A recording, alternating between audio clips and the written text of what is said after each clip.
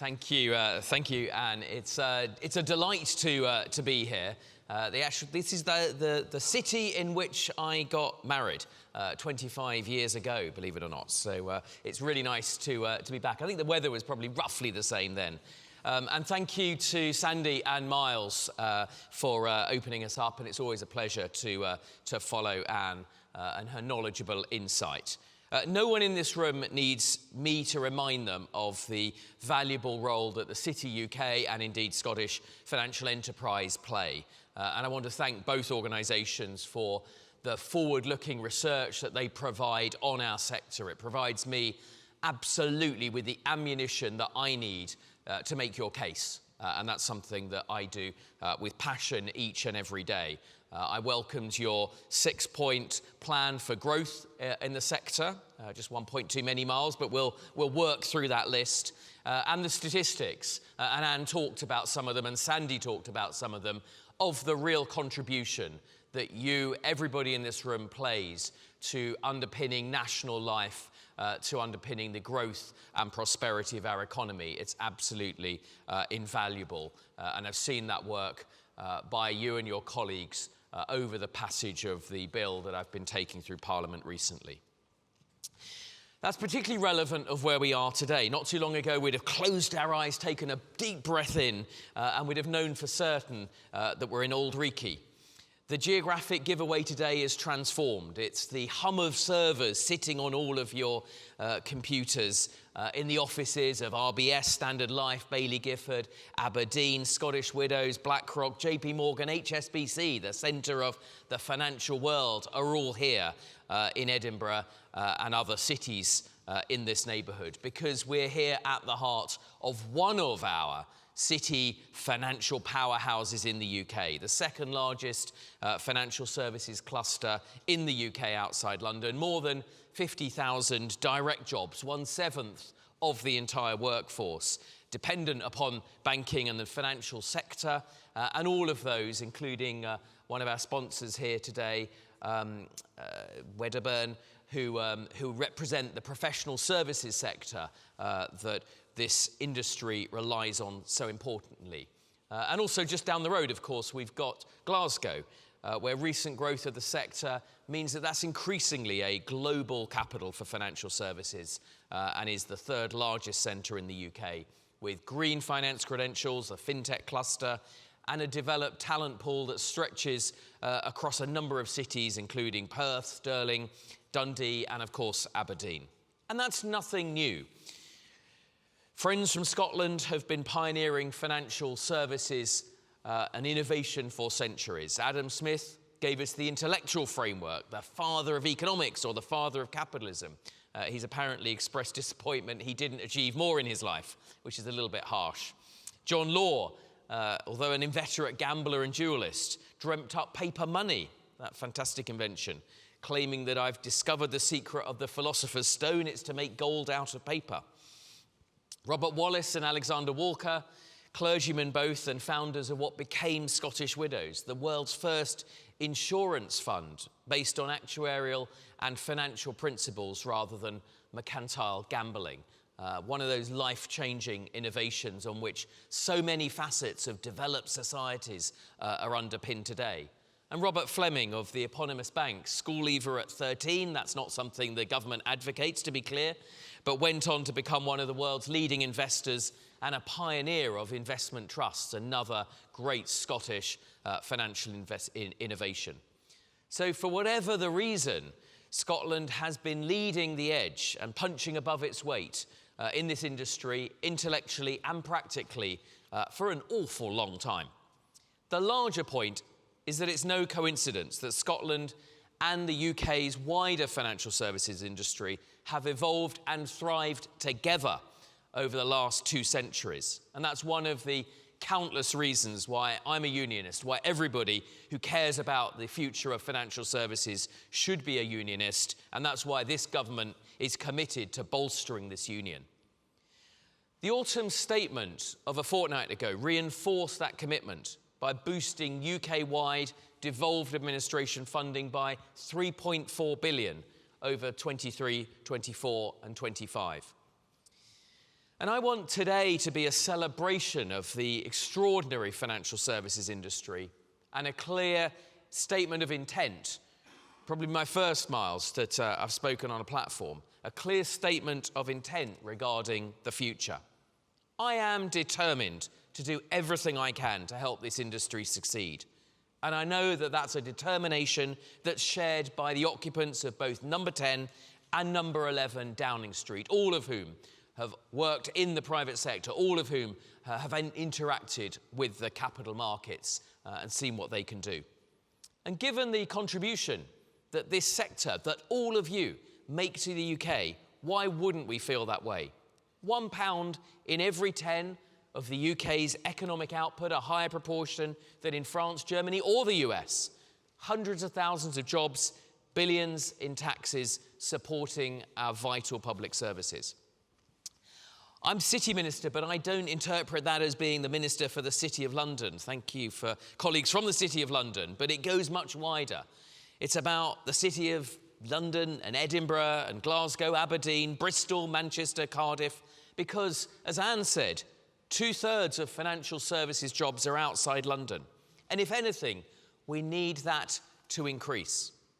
As an industry, you are at the forefront of this government's mind. The Chancellor mentioned this industry as one of the key sectors of growth in the economy in the recent autumn statement.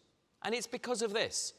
When we ask ourselves, what in a globally competitive marketplace, a global rising world where people aspire to all sorts of industries, what is it that we, the United Kingdom, are going to be good at?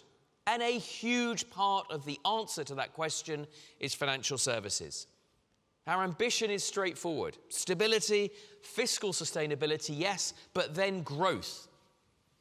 In the autumn statement, the Chancellor outlined 5 areas for growth: digital technology, life sciences, the clean energy revolution, advanced manufacturing, and yes, financial services. And when you think about it, not very hard, even the first 4 of those rely on financial services, that flow of capital for their day-to-day operations and investing in the long-term future. On the bank surcharge, the autumn statement confirmed the position we announced last year, underlining the government's commitment to maintaining competitiveness and encouraging growth within the UK banking market. We also published a consultation response setting out our final policy approach on Solvency II. This will deliver a more tailored, clearer and simpler regulatory regime, better suited to, just able to exploit those unique features of the UK market. We're cutting the risk margin significantly with around a 2/3 reduction for long-term life insurers, maintained the existing fundamental spread, increasing investment flexibility by overhauling the range of assets that insurers can invest in. And we're going to simplify processes and lift the thresholds before the solvency regime applies to smaller and start-up firms. The ABI, who are here in the room, have welcomed these reforms and have confirmed that this could unlock 100 billion of capital from UK insurers for productive investments here in Scotland, across the United Kingdom. We've worked with the industry and supported and created the Long-Term Asset Fund, again to help unlock and provide vehicles in which to invest in long-term illiquid assets. That will provide a significant boost to the productive capacity of the UK economy, including that much-needed investment in infrastructure and decarbonisation. Long-term investments in illiquid assets are an incredibly important part of a portfolio. And let's be clear, a regulatory environment that's too focused on short-term, on liquid assets, or low costs at the expense of quality is a problem for investment performance and a problem, therefore, for all of us. Another positive is that with helping pension savers to diversify their investments and access long-term higher returns. The work on long-term asset funds is best understood in the context of wider work on the UK Funds Review, which seeks to make the UK a more attractive location for funds domicile. I've been really keen for some time to see the launch of the first long-term asset funds. We're better to be able to talk about that than here in Edinburgh with all of those financial innovation antecedents. And I'm delighted to reveal today that the first firm has submitted their application to the FCA for that long-term asset fund. Good decision-making is about appropriate risk-taking. In government, we should take calculated risks to get the very best outcomes for people of this country. And I celebrate those who do the same in business, the risk takers, the wealth creators. This is a government that is on your side. Another thing I'd flag is the fact that we're introducing new sustainability disclosure requirements that take a climate-first approach to sustainability reporting, helping people make informed and wise investment choices. We'll do that in a proportionate and UK-tailored manner whilst keeping in step with international standards.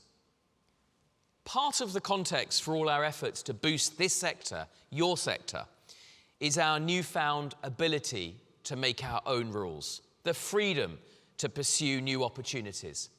And that's at the heart of the Financial Services and Markets Bill, which is making its way through Parliament as I speak. It'll be back for its final stage in the Commons next Wednesday. It's making good progress.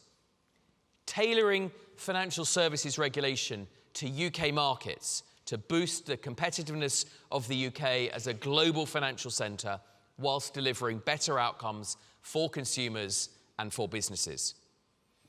I'm certainly not going to take you through every clause of that bill, but let's just sketch out for you some of the salient points and areas of opportunity in it.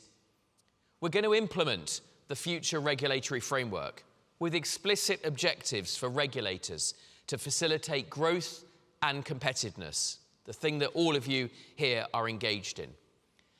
And that will allow us to pragmatically repeal areas of retained EU law to enable reforms to key areas of financial services regulation, including what I just mentioned on Solvency II. The result will be a comprehensive but domestic-focused model of regulation. Secondly, we use that bill to harness new technologies with a financial markets infrastructure sandbox, which will facilitate experimentation and the development of best practice in new, fast-growing areas.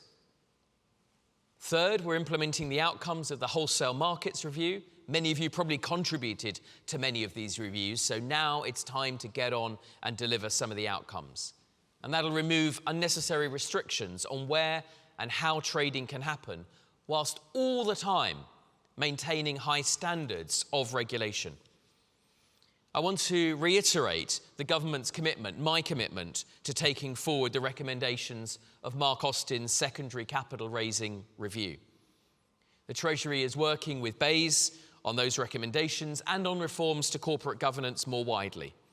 We have to enhance the international competitiveness of UK capital markets and support the growth ambitions of those companies who choose to list there. They have a choice. The PRA published their consultation yesterday to implement the remaining post-financial crisis banking reforms known as Basel 3.1. In parallel, the government has also published our own consultation on our elements of the Basel 3.1 reform, setting out the legal changes we're considering and seeking views on improving aspects of the capital requirements regulation, particularly in terms of equivalence, resolution and overseas exchanges. It's a huge package of reforms which I know will have far-reaching impacts. So please continue to engage with the PRA and with the Treasury. We want, as ever, your insights, your advice. I always want us to be practitioner-led. Let me just say a few words about the role of the financial services regulators. High quality and agile regulation is an important part of the UK's offer. The government is committed to their operational independence. We were considering the introduction of a so-called intervention power, but last week decided not to proceed with that. My view is that existing provisions in the bill, such as the new duties on growth and international competitiveness, should be sufficient to allow the UK to seize the opportunities by tailoring financial services regulation to UK markets to bolster our competitiveness. And I know the leadership of both the PRA and the FCA are seized of the need to be responsive to industry concerns about flexibility and too much red tape. We're also using the bill to strengthen our already high standards for central counterparties, making changes to ensure the UK remains an open, global financial centre for clearing. In fact, just yesterday we laid an order in Parliament to extend 2 transitional regimes for overseas central counterparties. 2 years ago, the then Prime Minister told the Mansion House audience the UK already had one of the world's most robust regulatory regimes for central counterparties. And there is now, as then, no reason why the UK cannot and should not continue to provide clearing services for countries in the EU and indeed around the world.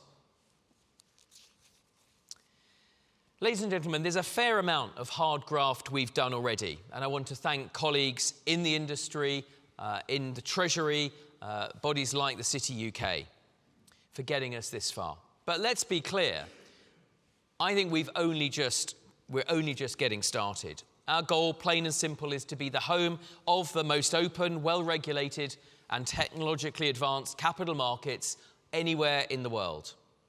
I want to reposition financial services for this time of great change that we're living through, and talked about some of that, so that we can contribute as a sector even more to this country's long-term prospects. That'll mean a further package of reforms, selectively repealing EU law and replacing it with rules that are just tailor-made for the fact pattern that we have here or that we expect to see in the future. It'll never be deregulation for deregulation's sake, but it will mean selectively being alive to areas of opportunity, opportunities that you highlight to us. And that means I'm incredibly excited about what we can achieve working together. It's only by, for example, expanding our ties with markets around the world, from the most advanced to the fastest growing, that we boost growth and productivity here at home. Do talk to my colleagues from the Department of International Trade who do so much good work to promote the financial and professional services sector. We will have an abiding interest in a prosperous and productive Europe. Many shared interests, our biggest neighbourhood and markets, and we will continue to have and value our relationships with our EU partners. But now, in addition to that, we've got a clear opportunity to strengthen ties with other advanced markets beyond Europe, the US, Japan, Australia, Singapore. And at the same time, we will deepen links with fastest growing markets across Asia, Africa, huge opportunity there, and Latin America. And those are links that, just as the pioneers of Scottish financial services in the past have benefited from, those will be links that new generations will continue to benefit from and that will continue to enhance the UK's prosperity. The government's also committed to the country's global leadership position in fintech. In the first half of this year, investment in this sector was a record £7.8 billion. That's 24% up on the same period last year. Even amongst Anne's polycrises, you can look for the future shoots of growth and areas that we're successfully continuing to grow. That meant that fintechs in the UK attracted more funding than the entirety of Europe combined. There's also opportunities that are being presented by distributed ledger technology, blockchain, high processing compute. And you may have heard my predecessor talking about that, setting out some of our ambitions in April of this year. If they're going to be big technologies of the future, then we want to be in, and we want to be in at the ground floor. So we're going to drive forward this agenda, and I continue to chair the Crypto Engagement Group to hear from industry and share progress. Yeah, of course, there's questions at the moment about the future and the manifestation of particular forms of crypto, but we'd be foolish to ignore the potential of the underlying technology. For me, recent events in the crypto market reinforce the case for timely, clear and effective regulation. We need clear signposting of the high risks especially to consumers, which I think the FCA have done an exemplary job of. But we also need to allow those who wish to, knowingly, pursue disruptive innovation. And we'll try and get that balance right. The Financial Services and Markets Bill already enables us to establish a framework for regulating crypto assets and stablecoins in the UK, and we'll be consulting on a world-leading regime for the rest of the crypto asset market later this year. Probably later because we're running out of this year. Another thing I wanted to touch on is financial education. And again, Sandy talked about this, and I think this is incredibly important, and I'm willing to get properly passionate about how we as a sector can all work together to do more on this. It's a really important part to the future sustainability of the industry, and it can unlock huge benefits for the UK. According to the Money and Pension Services UK strategy for financial well-being, more than 5 million children do not get a meaningful financial education, whilst poor financial well-being affecting tens of millions of people is holding the UK back. That can't be right. We're committed to increasing the number of children and young people receiving meaningful financial education, as MAP's 5-point plan to improve financial well-being by 2030 points out. Clearly, the better our young people understand finances early on, the more likely they are to make a professional contribution to this industry later in life. But it goes much beyond that, to their ability to consume the excellent financial products and improve their own financial well-being and their own financial life chances and outcomes. So let's completely continue to join hands and work together on that. And I think all of us in our different firms and different ways have a real responsibility to do that. So in conclusion, Mr. Chairman, ladies and gentlemen, I hope you'll agree with me that that's a pretty full slate of activity, particularly given I've said we're only just getting going, and a clear statement of intent, of ambition for financial services. The story of UK financial services, so much of which was written here in Edinburgh, in Scotland, is already highly dynamic, something we can be very proud of. We've got everything we need to ensure that our best days lie ahead of us. The talent, the experience, the innovation, and the ambition. That excites me, and I'm thrilled, and I'm looking forward to working with all of you on the journey ahead. Thank you very much for having me here this morning.